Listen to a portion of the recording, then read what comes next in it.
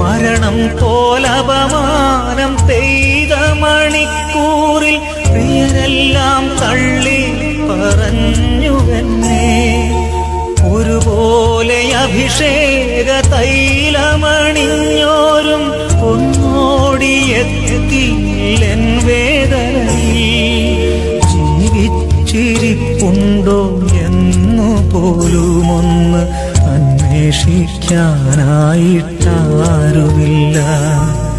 പാതാളത്തോളം ഞാൻ താഴുമ്പോഴും നാഥ അവരെല്ലാം ഉയരാനായി പ്രാർത്ഥിക്കുന്നു. ഈ ആരാധന മാത്രമാശ്വാസം